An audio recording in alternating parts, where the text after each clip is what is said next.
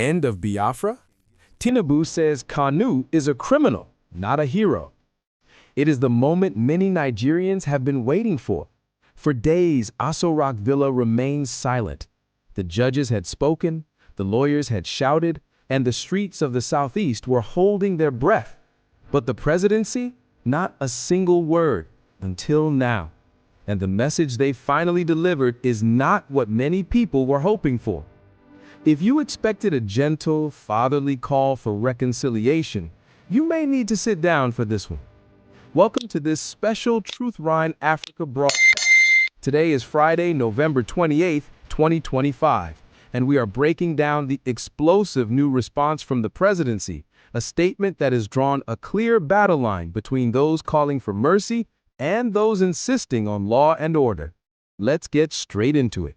President Tinubu himself has not walked to a podium, but his office has spoken loudly through his senior special assistant on public engagement, Frederick Nwubufo.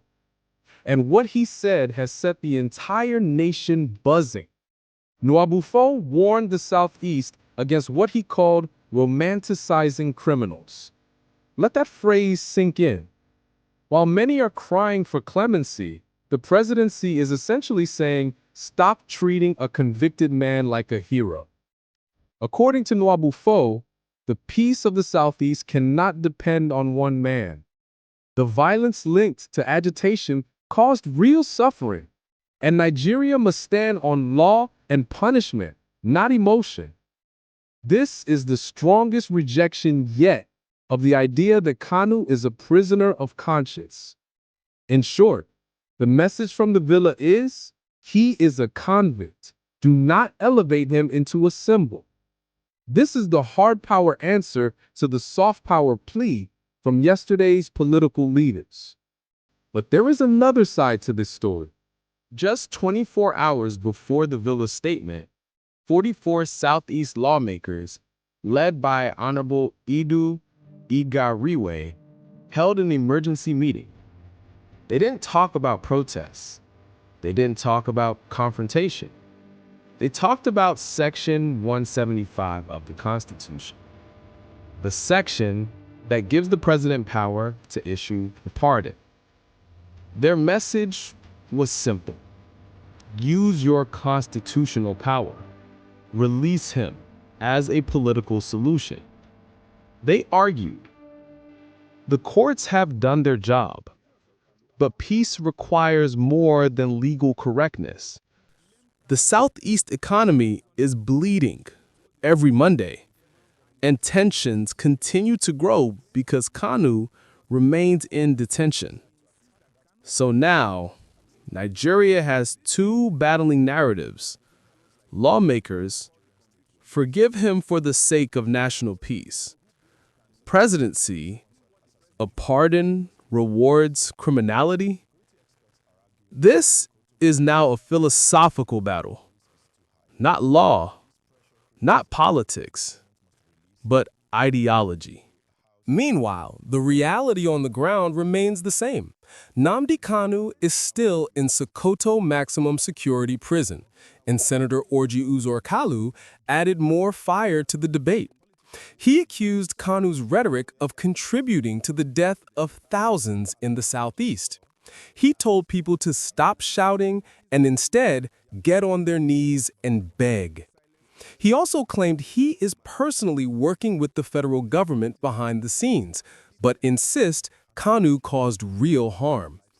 This position is very different from people like Peter Obi, who called the conviction a failure of leadership. This division among Igbo leaders, some calling for mercy, some calling for accountability, is exactly what the presidency is capitalizing on.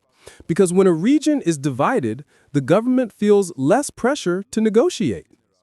Let's step back and face the core issue. The presidency argues that national stability rests on law and order, that if someone breaks the law, consequences must follow. That is true. But the lawmakers argue that peace is more important than pride, that if the region's economy is suffering and tension is rising, a political solution is necessary. That is also true. So the real question becomes, can there be peace without justice? And can there be justice if justice destroys peace? If the president refuses a pardon and the Southeast continues to shut down every Monday, who wins? But if he pardons Kanu and other groups believe violence leads to amnesty, who loses? This is the delicate balance sitting on the president's desk today.